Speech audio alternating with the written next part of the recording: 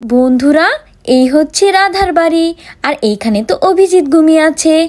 আরে এখানে তো রাধাকে দেখছি না, এখানে তো সীতা আর পিঙ্কি ঘুমিয়ে আছে। তাহলে চলো আজকের গল্পটি দেখে নেই। আর এখানে তো সীতা ঠান্ডার জন্য অনেক কাঁপছিল। আরে এত ঠান্ডা লাগছে কেন জানি না, আমারই কেন এত ঠান্ডা লাগছে। আরে মাথাটাও তো অনেক ব্যথা করছে, মনে হচ্ছে আমার জ্বর আসবে। আরে মা, তুমি তো খাটকে এমন ভাবে নড়াচ্ছ মনে হচ্ছে ভূমিকম্প আসছে। এরকম করো না, আমাকে ঘুমাতে দাও প্লিজ। আরে পিঙ্কি তো একদম ঘুমের জন্য পাগল হয়ে গেছে। এদিকে যে আমার শরীরটা খারাপ হয়ে গেছে, ওইদিকে কোনো খবরই নেই। আরে মনে হচ্ছে শরীরটা আরো খারাপ হয়ে যাচ্ছে। পিঙ্কি পিঙ্কি ওঠো। আরে চলো আমি উঠে পড়ি। এখন তো আরো ঠান্ডা লাগছে, কি যে করি। আরে উঠে পড়ি, আজকে তো এত ঠান্ডা না, তারপর আমার এত ঠান্ডা লাগছে। যাই তাড়াতাড়ি করে সব কাজগুলো সেরে নেই। আরে আজকে তো ছুটির দিন, কত বাসন কাসন জমা হয়ে গেছে, আজকে তো আরো বেশি কাজ। আরে কি আর করা আছে, রাধাটাও তো বাড়িতে নেই। আরে এখন আর কি করার আছে, সব কাজ তো আমাকে করতে হবে। চলো শুরু করি। আরে আমি তো ঠিক মতো চলতেও পারছি না। আরে আমার শরীরটা তো খুবই দুর্বল হয়ে গেছে, চলতেও পারছি না ঠিক মতো। আরে পিঙ্কি পিঙ্কি সোনা। আরে মনে হলো না মা ডাকছে। হ্যাঁ, এটা তো মারই আওয়াজ। যাই তো দেখি মার কি হলো। মা মা জলদি করে বলো, তুমি খাটের নিচে পড়ে আছো কেন, কি হয়েছে? আরে পিঙ্কি কি যে বলবো, আমার তো অনেক ঠান্ডা লাগছে। আরে মা, তোমার তো সারা মুখ লাল হয়ে গেছে। আরে তোমার তো জ্বরও এসেছে। হ্যাঁ পিঙ্কি, আমারও তাই মনে হচ্ছে। মা তোমার শরীরটা অনেক খারাপ, চলো এখন আরাম করবে তুমি। আরে পিঙ্কি কিভাবে আরাম করব, কত কাজ পড়ে আছে, আর রাধাটাও তো বাড়িতে নেই। আরে না না মা, তুমি এই শরীর নিয়ে কাজ করতে পারবে না, তোমার শরীর তো অনেক খারাপ হয়ে গেছে। চলো চলো। এই বলে তো পিঙ্কি তার মাকে উঠানোর চেষ্টা করতে থাকে। হ্যাঁ হ্যাঁ মা, এখানে এখানে আরাম করে শুয়ে থাকো, কোনো চিন্তা করবে না। আজকে ঘরের সব কাজ আমি করে দেব, তোমার কোনো কাজ করতে হবে না, বুঝেছো? তুমি শুধু আরাম করবে। আরে পিঙ্কি তোমাকে ধন্যবাদ, কিন্তু তুমি তো অনেক ছোট, কিভাবে কাজ করবে? আরে মা তুমি একদম চিন্তা করবে না। যাই মার জন্য পট্টি নিয়ে আসি আগে। চলো চলো তাড়াতাড়ি যাই, মাকে পট্টি করে দিই। পট্টি করে দিলে হয়তো বা মার ভালো লাগবে। মা দেখো, আমি তোমার জন্য পট্টি নিয়ে এসে পড়েছি। মা তুমি নড়াচড়া করো না, আমি এক্ষুনি তোমাকে পট্টি করে দিচ্ছি। পট্টি করে দিলে তোমার জ্বরটা কমে যাবে। এই বলে পিঙ্কি তো সীতাকে পট্টি করে দেয়। হে পিঙ্কি, তোমাকে অনেক অনেক ধন্যবাদ। আরে মা, তোমাকে এসব বলতে হবে না, এটা তো আমার কর্তব্য। এখন তুমি শুধু আরাম করবে, আর কোনো চিন্তা করবে না, বুঝেছো? যাই আস্তে আস্তে আমি কাজগুলো সেরে নেই। আরে মার শরীরটা তো আসলেই অনেক খারাপ হয়ে গেছে, বেচারি। এখন তো মার শুধু আরাম করা উচিত। আর এইখানে তো রাধার স্বামী অভিজিৎ জেগে পড়ে। আরে কি ব্যাপার, দিদি তো সকাল সকালই ওঠে, আজকে এত বেলা হয়ে গেছে এখনো ওঠেনি। চলো, আর শুয়ে থাকলে চলবে না, যাই দেখি দিদির আবার কি হলো। আর এই বলে তো রাধার স্বামী সীতা দিদির কাছে যেতে থাকে। আরে আরে সীতা দিদি, এ কি হাল হয়েছে তোমার? আরে পিঙ্কি কি হয়েছে দিদির? আরে অভিজিৎ, আর বলো না, আমার তো মনে হচ্ছে আমার অনেক জ্বর এসেছে। কি দিদি, জ্বর এসেছে? আমাকে আগে কেন বলেননি? আরে আঙ্কেল, আমিও একটু আগে জানলাম। আমি তো ঘুম থেকে উঠে দেখি মা খাটের নিচে পড়ে আছে। আসলে মার শরীরটা অনেক খারাপ হয়ে গেছে। হ্যাঁ হ্যাঁ পিঙ্কি, তুমি একদম ঠিক বলেছ। দেখো না দিদির মুখটা কেমন লাল হয়ে গেছে। আজকে রাধাটাও বাড়িতে নেই, কি যে করি। আরে হ্যাঁ যাই, আমি তাড়াতাড়ি করে ওষুধ নিয়ে আসি। আরে অভিজিৎ, এগুলোর কোনো দরকার নেই, আমি একা একাই ঠিক হয়ে যাব। তোমরা শুধু শুধু চিন্তা করছো। আরে এইভাবে কিভাবে ঠিক হবেন দিদি? আপনাকে তো ওষুধ খেতেই হবে, ওষুধ খেলেই তো সুস্থ হবেন। যাই যাই, আমি তাড়াতাড়ি করে যাই। আরে পিঙ্কি, তোমার মার খেয়াল রেখো, আমি ওষুধ নিয়ে এক্ষুনি আসছি। আর এখানে তো তাড়াহুড়া করে রাধার স্বামী ওষুধ আনতে যায়। আরে আঙ্কেল, এত তাড়াতাড়ি করে কোথায় যাচ্ছে? থাক, চলো আমি যাই, পিঙ্কির সাথে বরং খেলা করি। পিঙ্কি পিঙ্কি কোথায় তুমি? আমি এসে পড়েছি খেলা করার জন্য। আরে আরে আন্টির কি হয়েছে? আন্টির শরীর কি খারাপ নাকি? আরে হ্যাঁ চিঙ্কি, মার শরীরটা তো অনেক খারাপ, জ্বর এসেছে। আমার আঙ্কেল ওষুধ আনতে গিয়েছে মার জন্য। ও এই কথা, আচ্ছা আমি প্রে করে দিব আন্টি যেন তাড়াতাড়ি সুস্থ হয়ে যায়। পিঙ্কি চলো চলো আমরা খেলতে যাব।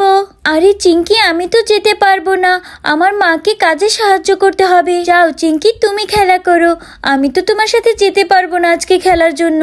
মার তো শরীর অনেক খারাপ, আমি কিভাবে খেলবো বলো।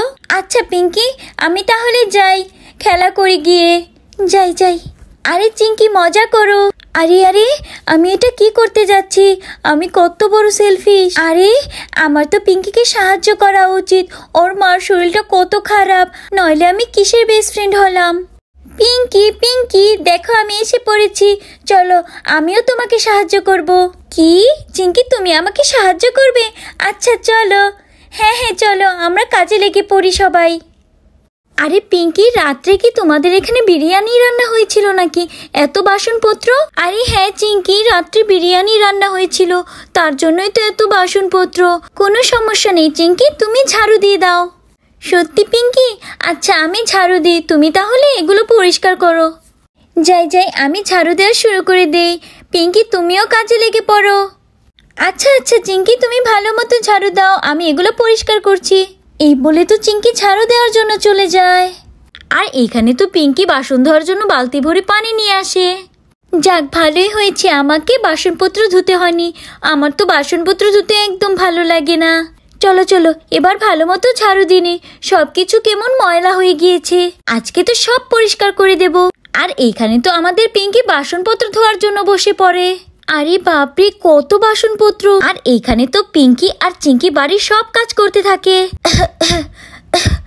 আরে আরে এটা কে? এটা তো মনে হচ্ছে চিঙ্কি। পিঙ্কিকে দেখছি অনেক সাহায্য করছে চিঙ্কি। আরে মাথাটা তো আবারও ব্যথা করছে, আমি শুয়ে পড়ি একটু। আরে বাপরে মাদের কত কাজ করতে হয়, আজকে আমি কাজ করে বুঝতে পারছি। ভালোই হলো এই সুযোগে মাকে একটু সাহায্য করতে পারছি। আর এইদিকে তো চিঙ্কি প্রায় ঝাড়ু দেওয়া শেষের দিকে। চলো ঝাড়ু দেওয়া তো একদম শেষ, এখন এই ময়লাগুলোকে এক জায়গায় ফেলে দিয়ে আসি। মা তো সব সময় বলে ময়লা দূরে গিয়ে ফেলতে। আরে এই বাসনপত্রগুলো তো অনেক ময়লা হয়েছে, এবার আমার ছোট্ট চামচটাকে ধুয়ে নেই। চিঙ্কির মনে হয় এতক্ষণে ঝাড়ু দেওয়া হয়ে গেছে, আমারও শেষের দিকেই। সবগুলো তো মাজা শেষ, এবার যাই এক এক করে ধুয়ে নেই। এই তো আগে এই চামচটা ভালো মতো ধুয়ে নেই, কত সুন্দর হয়ে গেছে। এবার বাটিটাকেও ধুয়ে নেই। আরে চিঙ্কি তোমার কি কাজ শেষ হয়েছে? আমার প্রায় শেষের দিকে। হ্যাঁ পিঙ্কি। আর এখানে তো পিঙ্কি একে একে সব ধুয়ে পরিষ্কার করে ফেলে। যাক বাবা, তাহলে সবকিছু ঠিকঠাক মতো পরিষ্কার হলো। বাহ চিঙ্কি তুমি তো অনেক সুন্দর করে ঝাড়ু দিয়েছো। চলো মার কাছে যাই, মার অবস্থা দেখে আসি। হ্যাঁ হ্যাঁ পিঙ্কি চলো আন্টিকে দেখে আসি, চলো তাড়াতাড়ি। আরে অভিজিৎ কোথায় গিয়েছে, এখনো তো ওষুধ নিয়ে আসলো না। আন্টি আন্টি পিঙ্কির কাজে আজকে আমিও সাহায্য করেছি। হ্যাঁ হ্যাঁ মা, চিঙ্কি আজকে আমাকে অনেক সাহায্য করেছে, ও না থাকলে তো আমি একা একা এসব করতেই পারতাম না। দেখি তো মা তোমার জ্বরটা কমলো নাকি, আসো দেখি। আরে জ্বর তো ওই রকমই আছে, একটুও তো কমেনি। আর আঙ্কেলও তো এখন ওষুধ নিয়ে আসলো না। আরে পিঙ্কি তুমি চিন্তা করো না একদম। কিন্তু মা তোমার শরীর তো অনেক খারাপ হচ্ছে। আর তখনই সেখানে চিঙ্কির মা আসতে থাকে। আরে তাড়াতাড়ি করে যাই, ভালোই হয়েছে দাদা আমাকে দিদির অসুস্থর কথা বলেছে, এইটা খেলে দিদি একদম ঠিক হয়ে যাবে। দিদি দিদি, আরে দিদি তোমার শরীর তো অনেক খারাপ দেখা যাচ্ছে, তুমি আমাকে আগে বলবে না রাধা যে বাড়িতে নেই? আরে চিঙ্কির মা তুমি এখানে, তুমি কিভাবে জানলে আমার অসুস্থতার কথা? আরে দিদি আমাকে তো অভিজিৎ দাদা বলল। ভালোই হয়েছে দাদা আমাকে বলেছে, এই দেখো তোমার জন্য আমি কাড়া বানিয়ে নিয়ে এসেছি, এটা খেলে তুমি একদম সুস্থ হয়ে যাবে, এই নাও। আরে হ্যাঁ পিঙ্কি, এইটা খেলে আন্টি একদম সুস্থ হয়ে যাবে, আমাকেও মা এইটাই খাওয়ায়। আরে সত্যি নাকি চিঙ্কির মা? দাও তো তাহলে আমি একটু খেয়ে দেখি, আমার মাথাটা অনেক ব্যথা করছে। আরে হ্যাঁ দিদি এই নাও, এটার মধ্যে তো আদা আর অনেক জড়িবুটি আছে, এই নাও দিদি খাও।